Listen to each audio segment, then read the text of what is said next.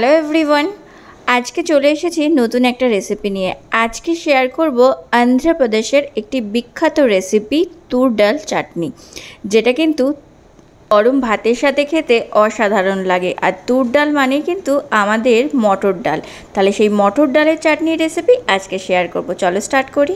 100 গ্রামের মতো মটর ডাল নিয়ে নিয়েছি। আমি একটা ফ্রাইং প্যানে শুকনো রোস্ট করে নেব প্রথমে ডালটাকে। দেখো ডালটার কিন্তু হালকা হালকা কালার চেঞ্জ হয়ে গেছে। এবার আমি ডালটাকে একটা মিক্সিং জারের মধ্যে নামিয়ে একটু ঠান্ডা করে নেব, আর ততক্ষণ বাকি প্রিপারেশনটা করব। এবার ডালটা নামিয়ে নিচ্ছি। এবার ফ্রাইং প্যানে সর্ষের তেল দিয়ে দিলাম 4টি শুকনো লঙ্কা, একটু বিউলির ডাল আর কটা রসুন। এবার সব কিছুকে কিছু সময় একটু লাল লাল করে ফ্রাই করে নেব। দেখতেই পাচ্ছ যে রসুনের কালারটা কিন্তু হালকা হালকা চেঞ্জ হয়ে আসছে। এবার আমি সব কিছুকে নামিয়ে নিয়ে সেকেন্ড তড়কা আমার দিচ্ছি।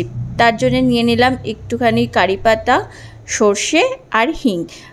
ভালো করে একটু নাড়িয়ে চাড়িয়ে নিয়ে আমি এই তড়কাটাকে একদম লাস্টে ইউজ করব। তার আগে আমি এর মধ্যে একটু হলুদ দিয়ে আরও কিছু সময় নাড়িয়ে নিলাম।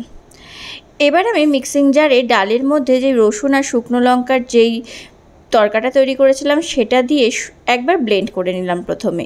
এইবার দিয়ে দিচ্ছি তেঁতুল গোলা জল আর দিয়ে দিচ্ছি সামান্য একটু জল। এবার ব্লেন্ড করব। দেখো ব্লেন্ড করা হয়ে গেছে, এই রকম কনসিস্টেন্সি এসছে।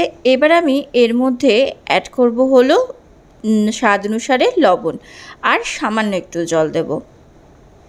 লবণ দিয়ে দিলাম স্বাদ অনুসারে, আর একটু জল দিয়ে আর একবার ব্লেন্ড করব। এবার আমি উপর থেকে যেই তড়কাটা তৈরি করেছিলাম সেটা দিয়ে দিলাম। ভালো করে একবার মিক্স করে নিলেই কিন্তু তৈরি হয়ে গেল আমার আজকে উত্তরপ্রদেশ স্পেশাল তুর ডাল চাটনি, বা আমাদের বাঙালিদের মটর ডালের চাটনি, যেটা কিন্তু গরম ভাতের সাথে খেতে অসাধারণ লাগে। তোমরা কিন্তু সকলেই এই রেসিপিটা একবার অন্তত বাড়িতে ট্রাই করে আমাকে কমেন্টে জানিও তোমাদের রেসিপিটা কেমন লাগলো। এবার আমি গরম গরম ভাতের সঙ্গে সার্ভ করে দিচ্ছি। দেখো তৈরি হয়ে গেল আজকের রেসিপিটা ভালো লাগলে অবশ্যই লাইক, কমেন্ট, শেয়ার করো। আমার এই রেসিপিটা তোমরা যদি আমার ফেসবুক পেজ কুক উইথ দেবমিতার থেকে দেখো তাহলে অবশ্যই পেজটাকে ফলো করে দিও। আর যদি এই রেসিপিটা আমার ইউটিউব চ্যানেল বং রান্নাঘর থেকে দেখো তাহলে অবশ্যই চ্যানেলটাকে সাবস্ক্রাইব করে দিও। আজকের মতো এই পর্যন্ত।